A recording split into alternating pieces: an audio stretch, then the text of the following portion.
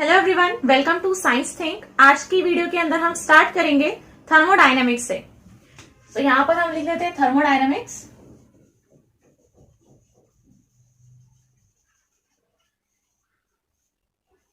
चलिए हम स्टार्ट करते हैं थर्मोडायनेमिक्स से। So during any chemical reaction, किसी भी केमिकल रिएक्शन में हमारे जो मॉलिक्यूल्स होते हैं वो रिएक्ट करते हैं और वो रिलीज करते हैं energy in the form of heat. Heat is the form of energy ना।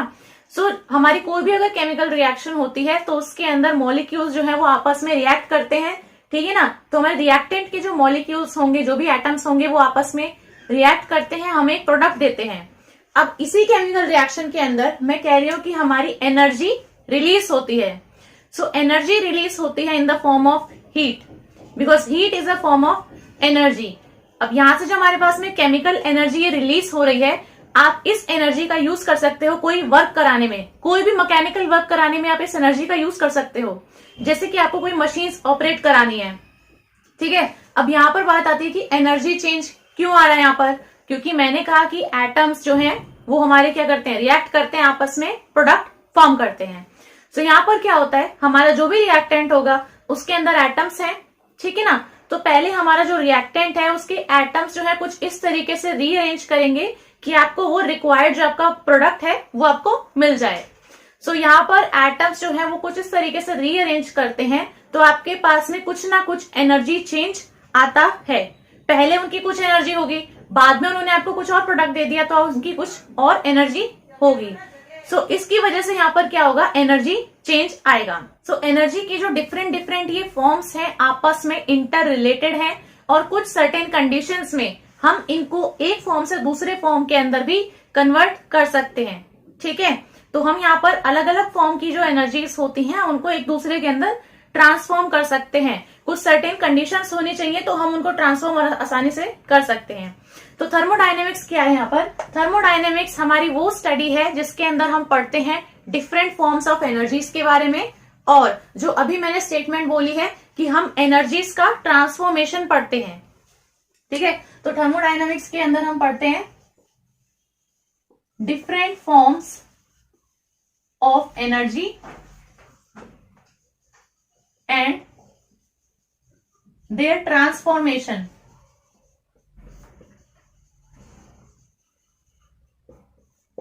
ठीक है भाई, तो ये हो जाता है हमारा थर्मोडायनामिक्स क्या है।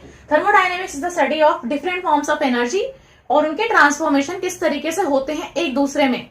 तो यहाँ पर जो आप केमिकल एनर्जी में बात कर रही हूँ, केमिकल एनर्जी से आप इलेक्ट्रिकल एनर्जी में कन्वर्ट कर सकते हो। गैल्वेनिक सेल्स का एग्जांपल हो जाता है, ड्राई सेल्स का एग्जांपल हो जाता है, ठीक है। सो केमिकल एनर्जी से आप इलेक्ट्रिकल एनर्जी में भी कन्वर्ट कर सकते हो। अगर आपके पास में हीट है, heat is a form of energy, तो आप उससे भी कोई भी वर्क करा सकते हो, ठीक है। कोई भी मैकेनिकल वर्क करा सकते हो, जैसे कि मैंने बताया कि मशीन्स को ऑपरेट कराना वगैरह, ठीक है। सो यहाँ पर जो थर्मोडायनेमिक्स है ये बेस्ड है कि आपका जो सिस्टम है उसकी इनिशियल स्टेट क्या है, उसकी फाइनल स्टेट क्या है। जिसमें जिस भी सिस्टम के आपके अंदर चेंज आ रहा है उसकी इनिशियल स्टेट एंड उसकी फाइनल स्टेट के ऊपर बेस्ड है थर्मोडायनेमिक्स। यहाँ पर जो हम थर्मोडायनेमिक्स के अंदर 3 लॉ पढ़ते हैं, थर्मोडायनेमिक्स के जो भी लॉस हैं ये सिर्फ एप्लीकेबल होते हैं, सिर्फ अप्लाई होते हैं किस पर, वो सिस्टम जो आपका इक्विलिब्रियम में हो, ठीक है। या फिर हम कह सकते हैं कि वो सिस्टम जो आपका एक इक्विलिब्रियम स्टेट से दूसरी इक्विलिब्रियम स्टेट में ही जा रहा हो। सो आपके तो थर्मोडायनेमिक्स के लॉस हैं ये इसी पर एप्लीकेबल होते हैं। अगर आपका जो सिस्टम है वो इक्विलिब्रियम स्टेट में ही है, आपका जो भी सिस्टम है जिसको हम स्टडी कर रहे हैं वो ऑलरेडी इक्विलिब्रियम स्टेट में है, तो जो भी आपकी मैक्रोस्कोपिक प्रॉपर्टीज है ना, टेम्परेचर हो गया, प्रेशर हो गया, ये टाइम के साथ में कभी चेंज नहीं होंगे। ये जस्ट एक स्मॉल इंट्रोडक्शन था थर्मोडायनेमिक्स के बारे में। अब हम इसके अंदर पढ़ लेते हैं। अब हमारे पास में कुछ कॉमन टर्म्स आती हैं इसके अंदर।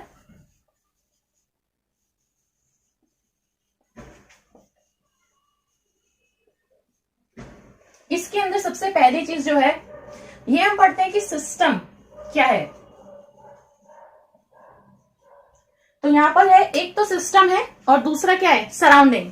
तो सिस्टम क्या होता है, part of universe which is under observation, उसको हम बोलेंगे कि वो हमारा सिस्टम है, ठीक है। तो यहां पर मैं लिख रही हूं पार्ट ऑफ यूनिवर्स है, यूनिवर्स का एक पार्ट है अंडर ऑब्जर्वेशन। मतलब हम किस चीज को बोले कि हमारा सिस्टम है, हमारा यूनिवर्स का वो पार्ट जिसको हम ऑब्जर्व कर रहे हैं, ठीक है ना, विच इज अंडर ऑब्जर्वेशन। अब दूसरी चीज इसके अंदर आती है कि सराउंडिंग क्या है। सराउंडिंग्स, ठीक है, तो सराउंडिंग क्या होती है? It is the remaining part of the universe. एक पार्ट तो ये हो गया, अब सराउंडिंग क्या होगा? जो हमारा बचा हुआ पार्ट होगा यूनिवर्स का, which is not a part of this system. वो हमारा यूनिवर्स का वो पार्ट है, रिमेनिंग पार्ट है, जो इस सिस्टम का पार्ट नहीं है, ठीक है ना। तो मतलब वो सिस्टम का हिस्सा नहीं होना चाहिए बस, उसके अलावा जो भी है वो हमारा सराउंडिंग ही कहलाएगा। तो ये हमारा रिमेनिंग होता है, रिमेनिंग पार्ट किसका? यूनिवर्स का।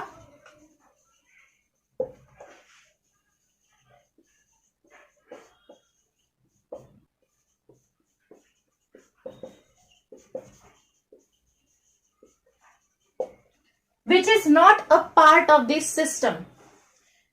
अब इस सराउंडिंग के अंदर हमारी वो सारी चीज आती है एक्सेप्ट दिस सिस्टम। मतलब इस सिस्टम को छोड़ के एवरीथिंग इज सराउंडिंग, ठीक है। और सिस्टम प्लस सराउंडिंग मिलकर हमें क्या देते हैं? यूनिवर्स।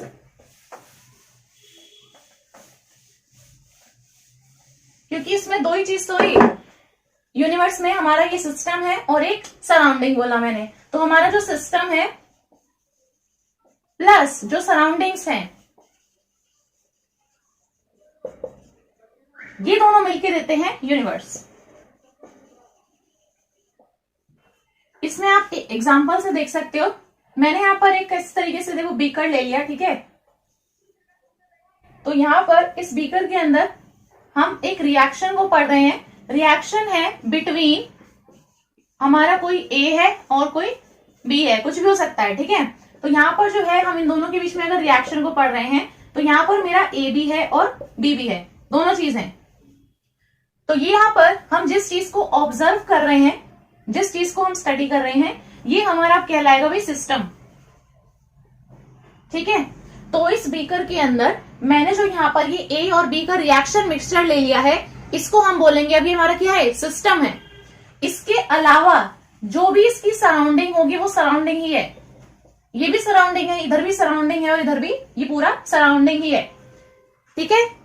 तो यहाँ पर इस बीकर के अंदर हम ए और बी इन दोनों को क्या कर रहे हैं? इन दोनों की रिएक्शन को पढ़ रहे हैं। तो यहाँ पर हमारा जो ये रिएक्शन मिक्सचर है, यही हमारा पूरा क्या होगा? सिस्टम होगा इस बीकर के अंदर। इस बीकर के बाहर जो भी चीज है वो सारी क्या है? सराउंडिंग। अब हमारा जो सिस्टम है और जो सराउंडिंग है, ये दोनों सेपरेटेड होते हैं बाय रियल और इमेजिनरी बाउंड्रीज से, ठीक है। तो यहां पर इस केस के अंदर आप देख सकते हो, ये बीकर की जो वॉल्स है ना, यही हमारी क्या है? वो बाउंड्री है जो इस सिस्टम को बाहर की सराउंडिंग से सेपरेट आउट करती है, ठीक है ना। तो हमारी यही तो वो वॉल है ना जो इस सिस्टम को इस सराउंडिंग से अलग करती है। तो हमारी इसको हम क्या बोलेंगे अब? कि ये हमारी एक बाउंड्री है, ठीक है। तो इसके अंदर एक सिस्टम है, सराउंडिंग है और बाउंड्री भी है। तो हमारी बाउंड्री क्या होती है? बाउंड्री हमारी वो वॉल है जो सिस्टम को सराउंडिंग से सेपरेट करती है, ठीक है।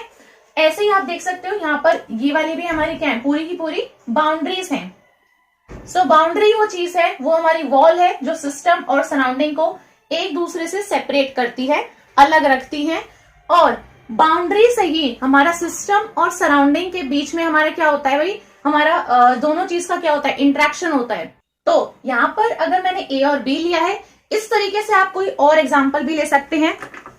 मान लेते हैं हमारे पास में यही एक बीकर है। इस बीकर के अंदर हम पढ़ना चाह रहे हैं भाई behaviour of alcohol and water का साथ में, ठीक है। तो हम क्या करेंगे? हम बीकर के अंदर ले लेंगे एल्कोहल। मैंने बीकर के अंदर एल्कोहल लिया, उसमें मैंने पानी डाल दिया, ठीक है। तो अब जो इस बीकर के अंदर मेरी दोनों एल्कोहल और वाटर है, बीकर के अंदर मेरा जो भी कंटेंट है वो क्या होगा? सिस्टम। और इस बीकर के बाहर जो भी चीज है that is surrounding. With respect to अगर आप इस चीज को देखोगे, क्योंकि ये आपका सिस्टम है जिसको आप स्टडी कर रहे हो, विच इज अंडर ऑब्जर्वेशन। इसके अलावा जो भी चीज है वो सारी आपकी क्या हो जाएगी भाई? सराउंडिंग हो जाएगी, ठीक है। तो यहां पर जो सराउंडिंग होती है जो सराउंडिंग होती है वो सिस्टम को अफेक्ट कर सकती है by the transfer of energy and matter. Energy और मैटर की ट्रांसफर से यहां पर जो सराउंडिंग है वो सिस्टम को अफेक्ट करती है। अभी देखते हैं किस तरीके से ये अफेक्ट करती है। तो किस तरीके से अफेक्ट करती है ये हम देख लेते हैं। इसको आप पढ़ सकते हैं टाइप्स ऑफ सिस्टम के अंदर। इसको हम इस चीज के अंदर समझ सकते हैं कि हमारे सिस्टम के कौन कौन से टाइप्स होते हैं, कितने प्रकार के होते हैं। देखिए भाई, पहला होता है हमारा ओपन सिस्टम। पहला क्या है? Open system. तो जैसा कि नाम है, ये सिस्टम ओपन ही रहता है। ठीक है, देखो इस तरीके से मैं यहां पर ले रही हूं एग्जांपल। एक ये लिया मैंने, एक बीकर है, बीकर के अंदर ले लिया कोई भी लिक्विड है। यहां पर बीकर में क्या है? लिक्विड है। सो यहां पर इस बीकर के अंदर मेरा जो भी कंटेंट है इसे हम बोलेंगे कि ये हमारा क्या है? सिस्टम। ये क्या है? सिस्टम है। और इस सिस्टम के अलावा ये जो हमारी ये वॉल्स हैं, ये क्या है? हमारी बाउंड्री है जो इस सिस्टम को बाहर की सराउंडिंग से सेपरेट करती है। तो इसके अलावा जो भी चीज यहां पर है ये सराउंडिंग हुई, ये भी सराउंडिंग है, ये भी इसकी सराउंडिंग है, ये भी इसकी सराउंडिंग है। ठीक है ना? इस सिस्टम को छोड़ के बाकी सब सराउंडिंग है। तो यहां पर ओपन सिस्टम के अंदर मैंने एक लिक्विड लिया, वो मेरा क्या कहलाएगा? The system. इसके अंदर क्या होगा भी? पार्ट ऑफ यूनिवर्स है which is under observation. So this is my system, everything else is surrounding. ठीक है, तो ओपन सिस्टम के अंदर क्या होता है? ओपन सिस्टम आपका वो सिस्टम है जिसमें आपका एक्सचेंज होता है किसका? एनर्जी का और मैटर का। तो ओपन सिस्टम के अंदर आपका एनर्जी और मैटर दोनों का ही एक्सचेंज होता है, उसे हम कहेंगे ओपन सिस्टम। यहां पर आप देख सकते हो मैंने एक जस्ट लिक्विड लिया यहां पर। ठीक है, इसका एग्जांपल मैं बोलना चाहूं, यहां पर मैं इस तरीके से देखिए लिख के दिखा सकती हूं कि यहां पर एक्सचेंज हो रहा है सराउंडिंग और सिस्टम में एनर्जी का भी और मैटर का भी। तो यहां पर सिंपल आपकी एक डेफिनेशन हो जाती है, ओपन सिस्टम के अंदर there is exchange of energy and matter between the system and the surrounding. इसका आप एग्जांपल ले सकते हो भाई, यहां पर आपके पास में इस तरीके से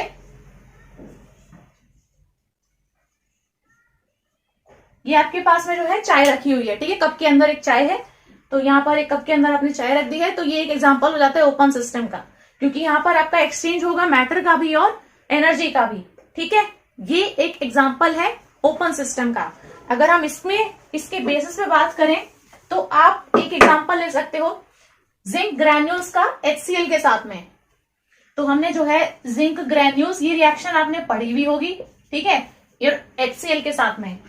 तो अगर यहाँ पर जिंक ग्रैन्यूल्स हैं, HCl भी है, ठीक है, दोनों चीज हैं, तो यहां पर क्या होगा? हमारे पास में हमें पता है H2 गैस रिलीज होती है, H2 गैस रिलीज होती है। तो अगर यहाँ पर जिंक ग्रैन्यूल्स जो हमने लिए हैं प्लस HCl जो हमने एसिड लिया है, इन दोनों की रिएक्शन को देखते हैं तो हमारे पास में हमें पता चलता है कि भाई H2 गैस वहां से रिलीज हो रही है। तो जहां पर H2 गैस रिलीज होगी तो वहां से मास भी तो रिलीज होगा ना। तो यहां पर क्या होता है? H2 गैस के रिलीज होने से वहां पर मास भी रिलीज होगा। तो यहां पर हमारा मास का एक्सचेंज होगा, बेसिकली हम ये कह सकते हैं। ठीक है, दूसरी चीज क्या है कि इस रिएक्शन के अंदर आपकी हीट प्रोड्यूस होती है। Heat is a form of energy. तो हम कह सकते हैं कि जब हीट रिलीज होगी तो हमारी एनर्जी भी वहां से जाएगी। तो हमारी मास का भी एक्सचेंज हुआ because H2 gas is release. दूसरी चीज है कि हमारी हीट रिलीज हो रही है, इसका मतलब हमारी एनर्जी भी एक्सचेंज हो रही है। तो अगर हम इन दोनों का एग्जाम्पल देते हैं तो ये एक कहलाया जाएगा ओपन सिस्टम का एग्जाम्पल। ठीक है, तो ये सबसे पहला सिस्टम था हमारा, जो हमारा है कि ओपन सिस्टम क्या होता है? जिसमें मैटर एंड एनर्जी दोनों का एक्सचेंज होता है between the system and the surrounding. अब दूसरा आता है हमारा क्लोज सिस्टम। दूसरा है भाई क्लोज्ड सिस्टम। अब वैसे ही है जैसे ओपन सिस्टम ओपन रहता है, क्लोज सिस्टम क्लोज रहता है। ठीक है, यहां पर आप एग्जांपल इस तरीके से ले सकते हैं। ये मतलब मैंने बीकर ले लिया है,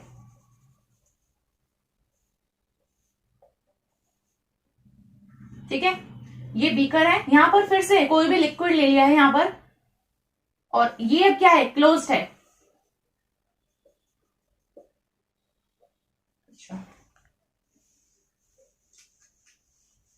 इसको हम इस तरीके से क्लोज कर रहे हैं, ठीक है। तो ये अभी आप मान सकते हो कि ये क्लोज्ड है, ठीक है। तो यहां पर क्लोज सिस्टम के अंदर क्या होता है, क्लोज सिस्टम में आपका एक्सचेंज होता है, लेकिन किसका, सिर्फ एनर्जी का।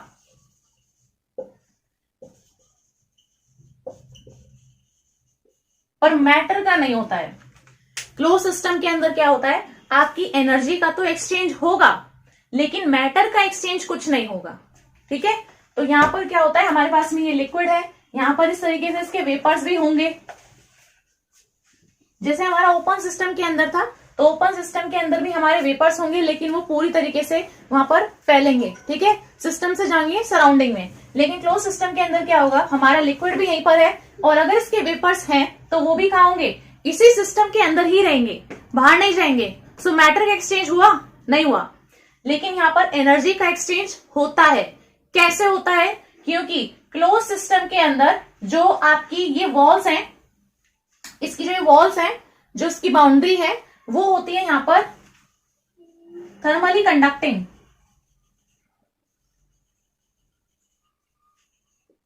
इसका मतलब ये बनी होती है, भाई स्टेनलेस स्टील बोल सकते हो।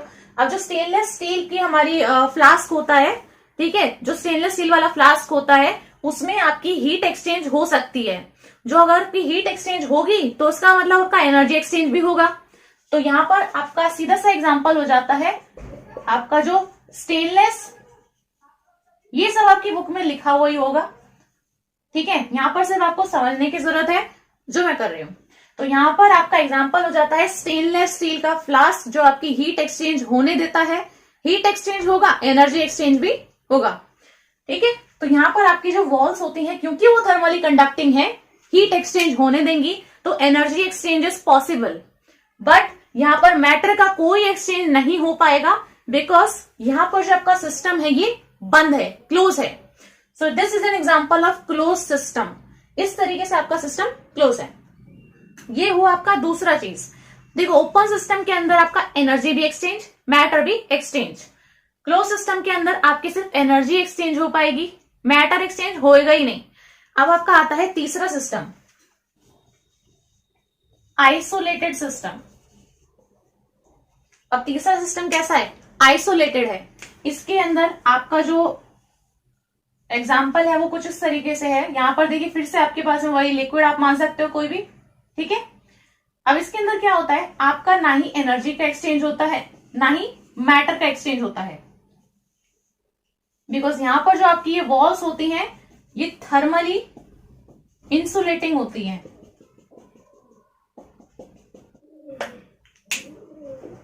तो यहां पर इस सिस्टम के बाहर क्या है, ये इंसुलेशन प्रोवाइड कर रहे हैं, ठीक है। सो आपको जो ये आइसोलेटेड सिस्टम है, इस आइसोलेटेड सिस्टम के अंदर there is no exchange of energy and matter between the system and the surrounding. Isolated system हमारा वो सिस्टम है जिसमें एनर्जी ना ही मैटर, दोनों में से किसी का भी एक्सचेंज नहीं होता है सिस्टम और सराउंडिंग के बीच में, क्योंकि यहां पर आपका जो एनर्जी है, मैटर है, वो इस सिस्टम के अंदर ही रहेगा, क्योंकि जो आपकी यहाँ पर वॉल्स हैं, जो बाउंड्री है, वो कैसी है, थर्मली इंसुलेटेड है। तो यहाँ पर ये क्या प्रोवाइड कर रहा है, इंसुलेशन प्रोवाइड कर रहा है।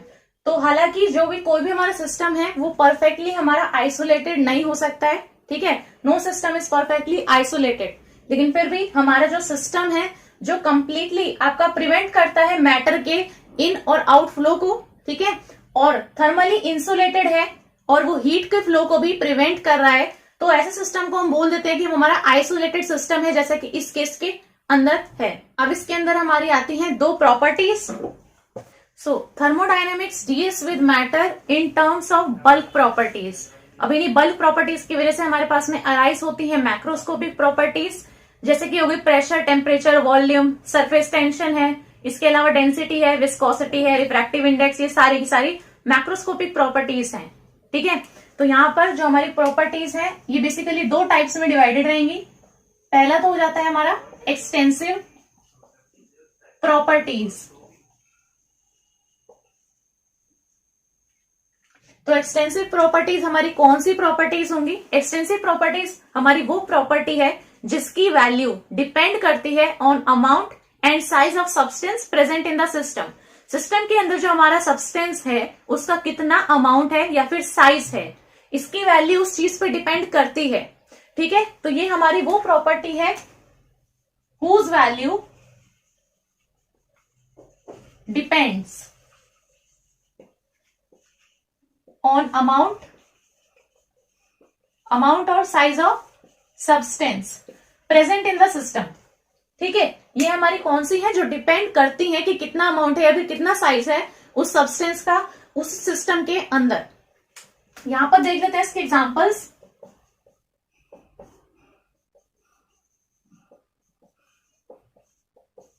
यहां पर जो है इसके एग्जांपल्स में बता देती हूँ। एग्जांपल्स हो जाते हैं इसके mass, volume, surface area, heat capacity, entropy, enthalpy. ठीक है, ये सारे के सारे इसके क्या है? एग्जांपल्स हैं। अब दूसरी जो हमारी आती है वो है इंटेंसिव प्रॉपर्टी।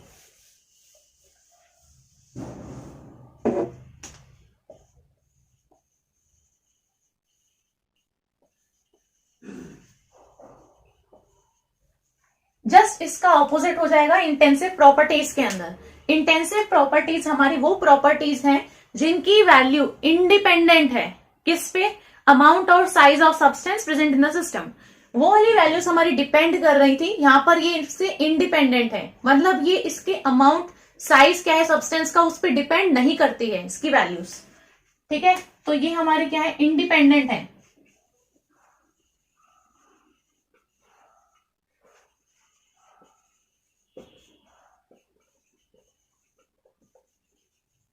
इंडिपेंडेंट है। ठीक है, तो the properties whose value is independent of amount, size of substance present in the system।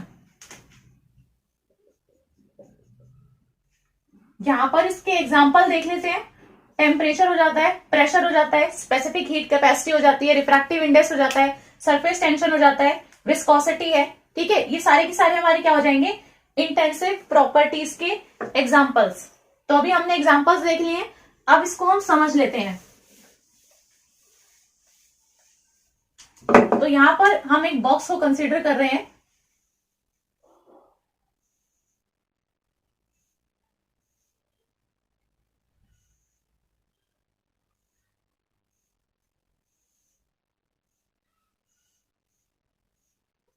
ठीक है, हमारे पास में एक ऐसे बॉक्स है। अब इसके अंदर हम कंसीडर कर रहे हैं कि कोई गैस है। अब जो गैस है उसका वॉल्यूम V है और उसका टेम्परेचर T है। तो इस बॉक्स के अंदर एक गैस है, उसको हमने कंसीडर किया है, उसका वॉल्यूम V वॉल्यूम है और वो T टेम्परेचर पे है। ठीक है, तो यहां पर हमें पता है कि वॉल्यूम की बात हो रही है और सिर्फ टेम्परेचर की बात हो रही है। अब हमने क्या किया? हमने किया कि कुछ इस तरीके से हम इस बॉक्स को जो है डिवाइड कर देते हैं कि ये आधा आधा पूरा बट जाए।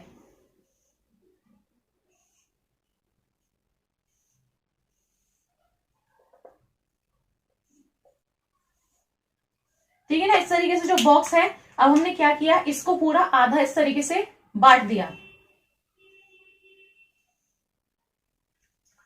तो हमने कुछ इस तरीके से इसको आधा आधा बांट दिया है कि जो इसका वॉल्यूम है, जो पहले V था, अब वो क्या हो जाएगा? दोनों तरफ आधा आधा।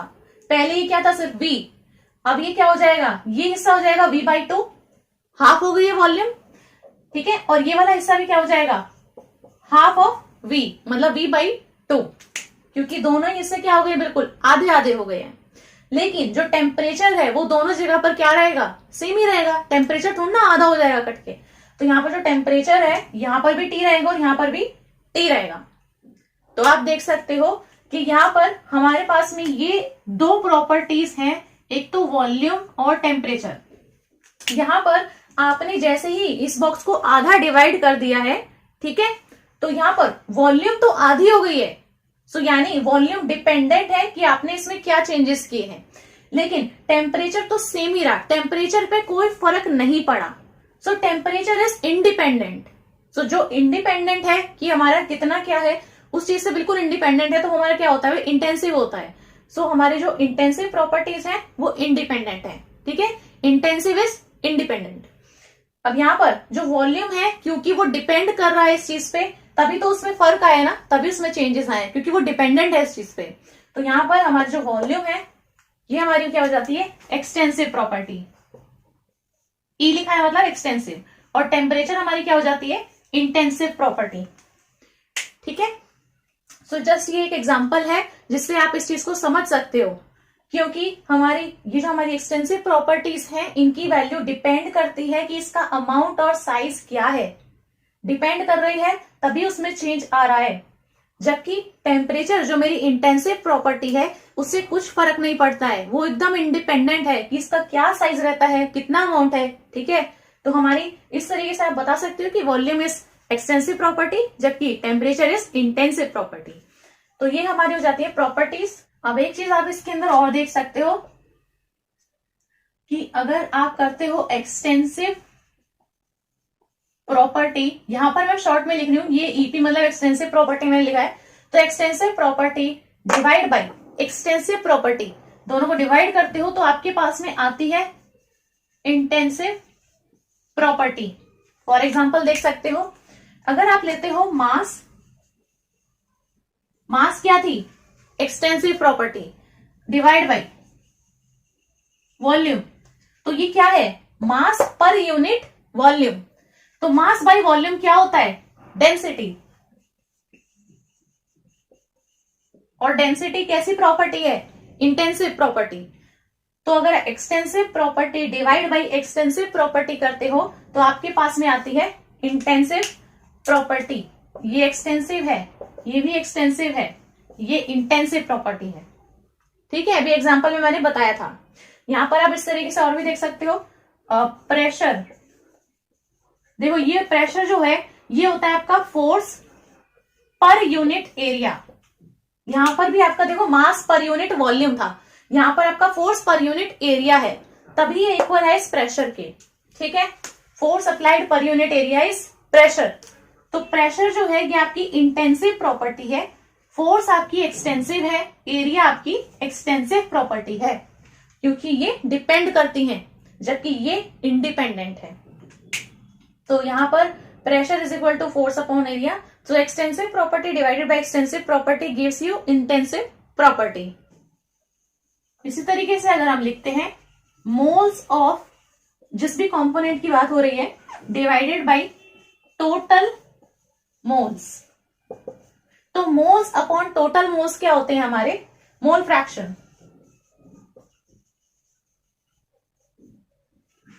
ठीक है, तो यहां पर भी ये आपकी एक्सटेंसिव प्रॉपर्टी हुई, ये आपकी एक्सटेंसिव प्रॉपर्टी हुई, और ये क्या हुई आपकी इंटेंसिव प्रॉपर्टी। सो ये थी हमारी आज की वीडियो। हमने पढ़ लिया है system surrounding types of system, extensive intensive properties के बारे में। मुझे उम्मीद है ये वीडियो आपको बहुत अच्छी लगी होगी। अगर ये वीडियो आपको हेल्पफुल लगी हो तो इस वीडियो को लाइक कर दें, अपने फ्रेंड्स के साथ में इस वीडियो को शेयर कर दें, और मेरे चैनल को सब्सक्राइब करना ना भूलें। Thank you.